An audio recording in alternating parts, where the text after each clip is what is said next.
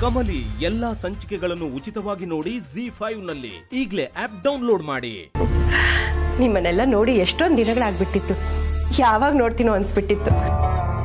ಆದ್ರೆ ಇಂಥ ಸಿಚುಯೇಷನ್ ಅಲ್ಲಿ ನೋಡ್ಬೇಕಾಯ್ತಲ್ಲ ಅಂತ ತುಂಬಾ ಬೇಜಾರಾಗ್ತದೆ. ಬಟ್ ನೀವೆಲ್ಲ ಈ ಮನೆ ಬಿಟ್ಟು ಹೋಗೋದನ್ನೆಲ್ಲ ತಡೆದ್ನಲ್ಲ ಅಂತ ನನಗೆ ಸಮಾಧಾನ ಇದೆ. ಚಿಕ್ಕಮ್ಮ, ಈ ವಿಷಯಕ್ಕೆ ನಿಮ್ಗೆ ಏಟೇ ಥ್ಯಾಂಕ್ಸ್ ಹೇಳಿದ್ರು ಸಾಲಕ್ಕಿಲ್ಲ. ನನಗೆ ಹೆಂಗಿದ್ರು ನಡೆದೋಯ್ತಿತ್ತು. ಯಾಕಂದ್ರೆ ಬಡತನನ ನಾನು ನೋಡಿವ್ನಿ. ಆದ್ರೆ ಪಾಪ ರಿಷಿ ಸರು ಅತ್ತೆಮ್ಮ ಅವ್ರ ಸ್ಯಾನೇನೆ ಕಷ್ಟ ಅನುಭವಿಸ್ಬೇಕಿತ್ತು.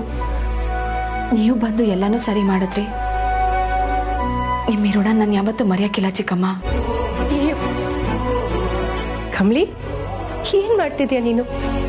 ಈ ಋಣದ ಮಾತೆಲ್ಲ ನನ್ನ ಹತ್ರ ಯಾಕೆ?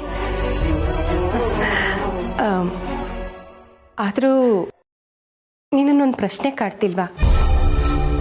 ನನ್ನನ್ನು ಅಷ್ಟೊಂದು ಪ್ರೀತಿ ಮಾಡ್ತಿದ್ದ ಅಜ್ಜಿ ಈಗ ಇದ್ದಕ್ಕಿದ್ದ ಹಾಗೆ ಯಾಕೆ ನನ್ನ ವಿರುದ್ಧವಾಗಿದ್ದಾರೆ ಅಂತ ನಾನು ಇದನ್ನ ಯೋಚನೆ ಮಾಡ್ದಿರೋ ಕ್ಷಣನೇ ಇಲ್ಲ ಚಿಕ್ಕಮ್ಮ.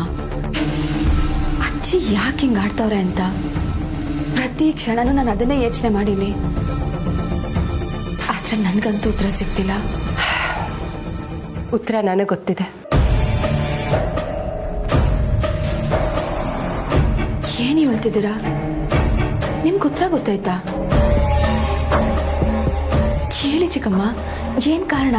ನೀನ್ ಮಾಡಿರೋ ಆ ಒಂದು ತಪ್ಪು ಇದಕ್ಕೆಲ್ಲ ಕಾರಣ ಕಮಲಿ. ತೆಪ್ಪ? ನಾನೇನ್ ತೆಪ್ಪ ಮಾಡೀನಿ? ಯೋಚನೆ ಮಾಡು ಕಮಲಿ, ನಿನ್ಗೆ ಅರ್ಥ ಆಗುತ್ತೆ.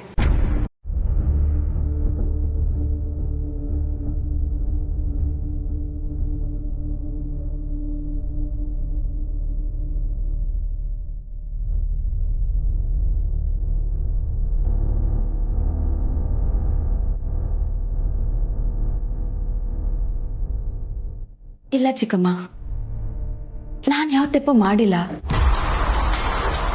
ಇಲ್ಲ ಕಮಲಿ,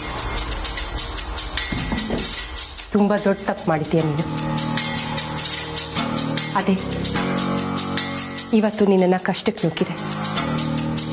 ನಿನ್ನ ಜೊತೆ ನಿನ್ನ ಮನೆಯವ್ರಿಗೂ ಕಷ್ಟ ಕೊಡ್ತಿದೆ.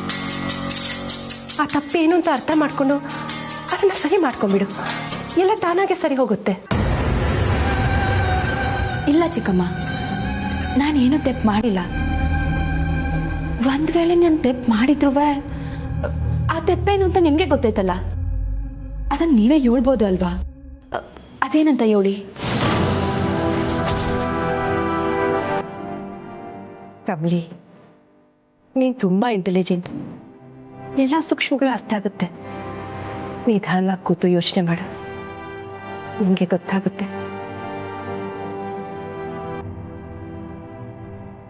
ಬರ್ತೀನಿ.